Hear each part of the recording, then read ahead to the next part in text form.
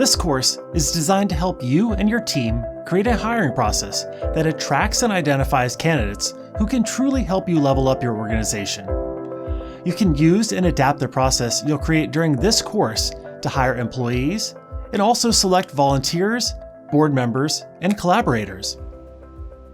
During this course, we'll be learning to deconstruct the standard hiring process and then rebuild it piece by piece in a way that fits your organization's operations and values. Why? Because the hiring process that's typically used in many organizations isn't well thought out or developed. This leads it to be largely ineffective at attracting, identifying, and onboarding those with the actual knowledge, skills, and abilities to perform the desired work we need from a given position. In most cases, that hiring process ends with someone making a quote-unquote gut decision, and then everyone just hopes for the best. This usually results in a toss-up about whether the chosen candidate will actually be successful in the role or not. This course is divided into 3 sections and 10 modules. In Section 1, we'll look at how to create the conditions for a successful hiring process. We'll discuss what a typical process looks like, how to train the hiring team. We'll discuss articulating and refining the position description and determining the necessary knowledge, skills, and abilities of the role.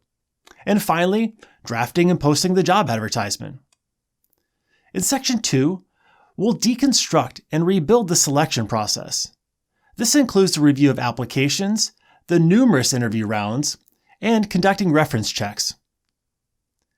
And finally, in Section 3, we'll look at setting your new colleague up to be successful in the role. This includes making the offer, covers a bit about the onboarding process, and finally includes a recap of some key principles of the process. Each of the 3 sections are broken into multiple modules that include videos, assignments, supplemental reading, and a few quizzes here and there to spice things up. At the end of this course, you'll come away with a hiring process that you and your team can begin to use and iterate on. It'll be a process where every component piece is used to help you gain clarity on the candidates who possess the knowledge, skills, and abilities that you need in the role. As a side note, you'll probably get pretty tired of me talking about the knowledge, skills, and abilities of a role. And this course will help you identify how and where bias is present in the process, and how you can adapt for that bias so that you can create a more diverse, inclusive, and equitable workplace. Who's this course for? There's something in here for everyone who is involved in the hiring process. If you're new to creating a process for attracting, selecting, and onboarding people into your team and organization, or you're thinking, there's got to be a better way. The old process is riddled with bias and working against our effort to create a truly diverse and inclusive workplace, then there's something in this course for you. Why hang out with me for the next 10 modules? This course content is based on decades of research, learning, and experience. I've led and consulted for companies that have used the process outlined here. In just the past 10 years, I've retooled and iterated the process while reviewing tens of thousands of applications, conducting hundreds of applicant interviews in person, by phone, and video, and conducted countless reference check calls.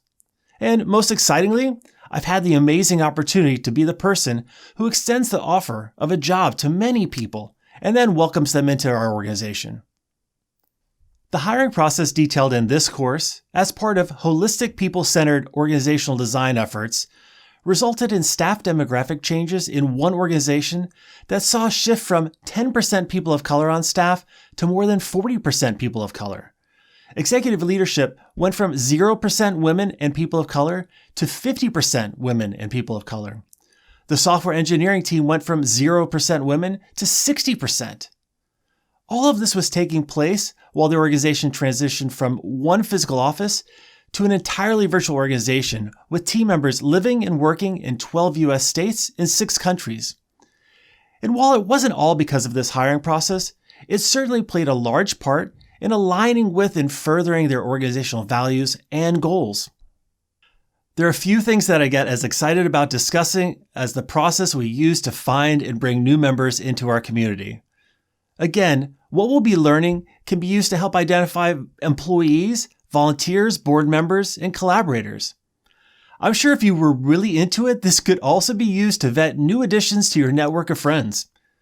If you work with other humans to achieve a goal, there's something for you here.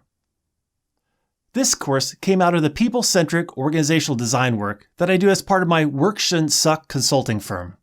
Informed by my Senior Professional of HR certification and mediation work, and has led to some fun faculty appointments teaching this content at the New School in New York City and the Banff Center in Alberta, Canada. Over the years, I've had the pleasure of working with people who are just starting their careers learning this content, to those who are seasoned professionals looking to level up their approach to hiring. When I was preparing to put this course online, someone asked me if I was concerned that once word got out and people would know what the process was, would I have a harder time conducting searches? My quick answer was no. As you'll see, a great hiring process is constantly iterating and adjusting. You learn something from every search, with every new piece of research, that can go back into the process to make it better the next time around. So in essence, you never run the exact same process twice. As we go through the course together, be asking yourself, how might I do this differently? How can I take this to the next level to promote even more inclusion, diversity, and equity in the hiring process at my organization? How can I borrow from what I learn here to create a process that fits me and my organization and represents our values? Because even if you're like, yeah, Tim lays out a pretty solid process here, what works for me and other organizations won't necessarily work for you. Or what worked last year isn't necessarily the process you want or need to use today. I'm excited to spend this time with you. Thank you for coming along on this adventure, and I'll see you in the next section.